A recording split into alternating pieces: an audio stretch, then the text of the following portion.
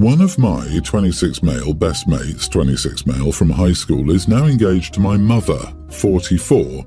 Yeah, you read that right. I left town after graduation to attend college.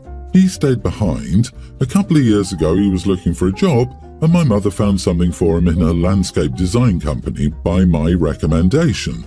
That's when I'm told they got close and fell in love. Both swear they never got together while I was still around and were close friends with him. Good, he'd have been underage then. They also kept their relationship a secret from me for over a year. I only learnt about it from my younger sister, nearly adult, who thought I needed to know. I felt betrayed and disgusted. Even now, months after I found out, I never went back home and refused most of their attempts to contact me. I talk to my mother occasionally for other reasons, but those are brief conversations. I heard from my sister they're getting married.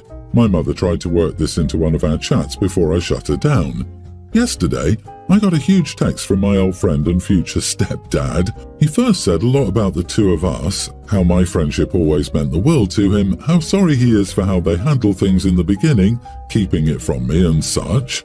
He went on by saying my mother is devastated by this situation, that nothing would make her happier than having the whole family together, that his own family and everyone else has already accepted their relationship, and that he hopes I can still attend their wedding, and even if I don't, that maybe one day I can be cool with it and be in their lives again.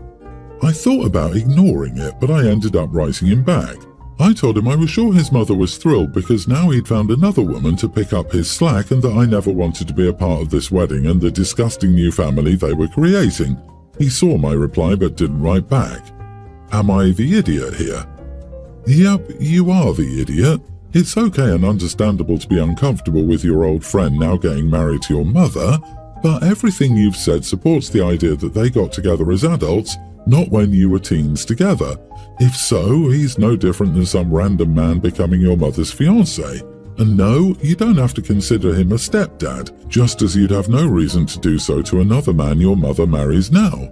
They are adults who seemingly make each other happy. The universe doesn't revolve around you, so you need to get over yourself and let mom be happy. I disagree. This is a heck no situation. I know people like to say no contact for nearly everything, and most of the time it's way too overboard, but this is the type of crap where I would genuinely go no contact with both people and stop all communication. It's completely trust and boundary breaking for me right there.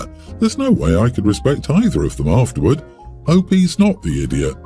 Completely agree. If I were OP, I'd be looking for options to get my sister out of that crap show. Can you imagine what that poor teenager is facing? Mom is probably eyeing down her youngest daughter's friends to figure out who her future third husband will be. To anyone who thinks, wouldn't you rather your mom just be happy? Flip the genders. If this were a 44-year-old man marrying his daughter's 26-year-old friends, people would be out for blood. They didn't trust or care about OP enough to talk to him about their relationship. They didn't need him at the wedding. Your mother couldn't find anyone but her own employee. There is a power imbalance right there. And her son's childhood friend? Jesus. Sorry you're losing two important relationships. Your mother had you young, so maybe she's living vicariously the carefree youth she didn't have. But she really should look elsewhere than her child's friendship circle. She is very selfish and rather an awful person. My son is not responsible and got a girl, Amanda, nearly adult, pregnant. My son wanted nothing to do with my grandbaby, Sammy, a young toddler. I was able to get a lawyer to help me with my grandparents' rights, but the visitation must come with a monitor chosen by the mom and her family. Also, I found out that Amanda's uncle is her lawyer, so it's like they have unlimited money. I'm on disability, paying in installments for my lawyer, who doesn't even bother with me if I haven't paid. I was granted 2 hours a week to see Sammy in a public place. I was so happy, but the monitor the family picked out was $200 an hour and didn't take discounts for use on disability, so it's $400 a week to see Sammy. All the dreams I had of visiting my first grandbaby came crashing down. I'm only allowed to text the family through an approved channel, not personally, so everything is monitored. I tried saying it's too expensive and I would like another monitor, and I was told no, it's in the court documents. There are no family court dates until February, and I don't have the money to even pay for a lawyer to go to the next one. I'm missing out on Sammy's birthday, Thanksgiving and Christmas, because they expect me to pay them to see him. They're taking their anger on my son out on me and making me pay. I got mad and cussed the family out on the texting channel when I realized that I would miss those important dates because I didn't even have $400 for one visit a month. The lawyer shut me down saying he'll see me in court and called me unstable. I'm so hurt and just want to visit and hold Sammy, but everyone is being mean and my family says it's so unfair that they can exclude me like this. My son already signed away his rights and he's no longer on the birth certificate, so he can't even help me. I'm so depressed because I just want to see and hold Sammy. You are the idiot. Your son abandoned his child and the family doesn't want you involved. While it sucks you're missing out, be angry at your son, not the mother trying to protect her child. You're a stranger. You should be grateful for the fact that you were granted any rights. However, there's reason for concern that the judge considered, seeing as you have to have supervised visits. Cussing them out is a terrible idea, and you likely just lost all chances to see him. You could be the best parent in the world and still end up with a crappy kid, and you could be a crappy parent and end up with the best kid. With that said, OP was the idiot going off the handle, but it's clear that the child's family is also an idiot, knowing she's too poor to pay to see the grandchild. Everyone's the idiot here. The only person who loses is this child, who someday will want to know their paternal side. Info: what was the reason the court ordered only professionally monitored visitation? Typically, this is ordered when there's some threat to the safety of the child or the family members. How old was OP's son when he got Amanda pregnant? I think he might be serving some time for statutory as well. That's my theory too, especially since she says that the grandchild is a young toddler and the baby's mother Amanda is only nearly an adult. So she gave birth a year ago, and given the length of pregnancy and the additional months that one could add to the baby's age, Amanda could easily have been 15 when it all started. Lady, you sound very entitled. You're not owed access to that baby. I'm surprised you were given anything considering your son chose to sign his rights away. He bailed on his child and gave the mother sole custody. She gets to decide what's best for her child. And lashing out at this family and cussing them out is never going to get you what you want. You should be angry with your son, not them. Perhaps your money would be better utilized in getting therapy to deal with your anger and grief and not getting to have a relationship with this baby. I, female 28, have a 2-story house I own. I live in the upper level and rent out the lower floor to people I know personally. One of my rules is not renting to people with kids or pets, primarily dogs or musicians. It's to avoid noise, destruction of property, and any intrusion into my private space. I know many people who are cool with this and I rent to them. My rent is usually cheaper too because I prefer a good tenant over more profits, so it's constantly rented. Anyways, a few months back, my then tenant had to move for a job. This created a vacancy and I told a few people I knew loved my home space. The sister of one of said friends overheard them discussing the low rent of my property with their spouse and got my number from them. She asked if she could have this home. The issue was she has 3 kids under 10. She was begging on the phone because apparently her lease was up on her last home and she couldn't afford to renew or get any other place since her partner left them high and dry, etc. I told her I'd already promised another friend and there was no vacancy. I hadn't made any such promise and said that because 1. Did not want to have 3 kids in my home, and 2. Did not trust her to pay rent. She begged more, saying she needed the apartment more since she had kids. I told her sorry and left that conversation. I rented it to a couple soon after and forgot all about this. Last week I saw my friend whose sister had called. When the conversation about home came up, I told him his sister had called. He grimaced and said she coerced him to give her my number. I said it was fine and casually asked if she found a place. He said she did, but it was a very unsafe neighborhood and very poor living conditions. A studio flat at that. His wife, who was with him, said I was an idiot for not renting my home to her. Am I the idiot? I need it more because I have kids. And there she just showed you exactly what kind of tenant you would be and why you were completely right in saying no vacancy. Not the idiot. Just make sure everything you do follows your laws and regulations. I don't want to live with kids either, and you're right. She likely would not have been able to pay rent and it would have been a nightmare. Or you would be the babysitter and forced to call authorities. She sounds like the entitled type. Exactly, the woman made it clear she had financial issues, and while I sympathize with her predicament, Kids do take a toll on a property and they can be very noisy. It wouldn't be fair on OP to live in a potentially noisy house with a tenant who is very likely unable to pay the rent. I hope the woman is able to get a good amount of child support from her ex so she can move somewhere safe. His wife, who was with him, said I was an idiot for not renting my home to her. I'm petty, so I'd have been like, so are you an idiot for not giving them a safer space since it's your family and not mine? People love to spend others' money, use their time and offer their resources. Part of why you have lower rent is because you have conditions. There is always someone willing to complain and moan about what you should have done to help someone else out, seemingly, especially when the person who needs help is one of their relatives or friends or acquaintances, who, for whatever reason, they've chosen not to help. If you won't, then don't come complain to me. By the way, every single mom I've ever rented to has had a deadbeat boyfriend waiting to move in. My brother got involved with these religious nuts in high school through his girlfriend and her family. He got married the second he turned 18 and did this homestead lifestyle. He has produced 9 kids. His wife never worked.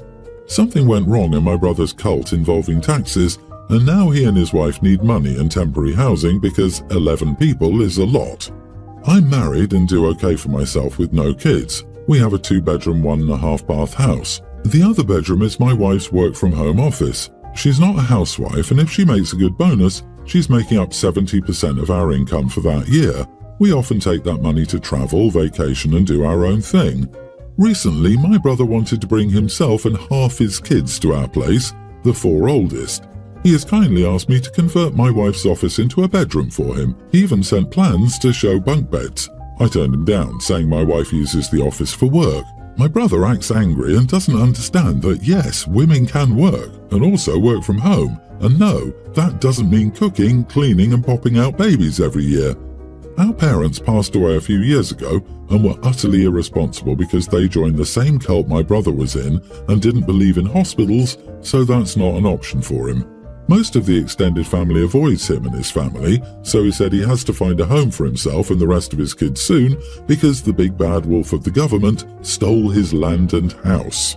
I said no about moving in, so he asked for money to help with his back taxes to save his house and pointed out I could go on one less vacation or music festival to help him out. I told him no because that's my wife's bonus money and she can use it however she wants, and helping out misogynistic cult members isn't high on her priority list. My brother got mad and said I was no family to him. A church member reached out on his family's behalf and threatened me with the bad place for abandoning my brother, and I told them I wished I could be as good a brother as Cain, but I feared the consequences. The church member was horrified at my comment, but I felt like this situation wasn't my trouble or responsibility. LMAO. I'm going to start saying that. I wish I was as good a brother as Cain. Mic drop. You are not the idiot. Is your brother sure he wants a non-believing woman's money?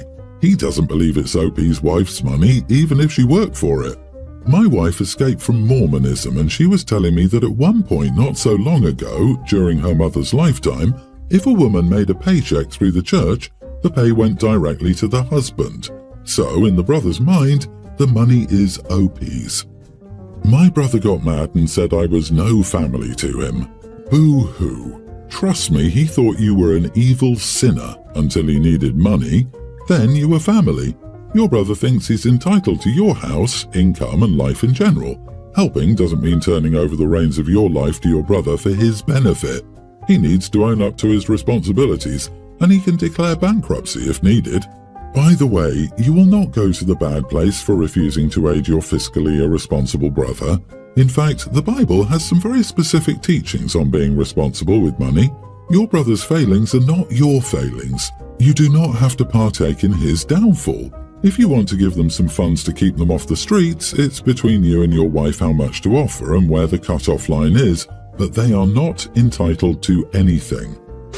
I live with my girlfriend and we discussed how rent and bills would be split when we planned to move in together. We agreed to split it 50-50 as long as we could each afford it without struggling financially. We were both earning similar amounts anyway, and this agreement worked well. I recently got a promotion at work of £7,000 a year before tax. I'm pleased with this and was talking to my girlfriend about how I'd be able to save more and that it would be nice to have a bit more money. She mentioned that she thinks I should pay more for the rent and bills. I reminded her of our original agreement, but she said it wasn't fair since I now had more money, so I should be paying more. I disagreed and mentioned our agreement again. She said it was unfair to her since she doesn't make as much as me now, but I just said that she can still afford her half and that her financial situation hasn't worsened. She called me selfish for not thinking about her and said I should be willing to pay more. Am I the idiot for refusing to pay more than 50% of the rent and bills? Edit, I make $40,000 and my girlfriend is making $33,000. Not the idiot.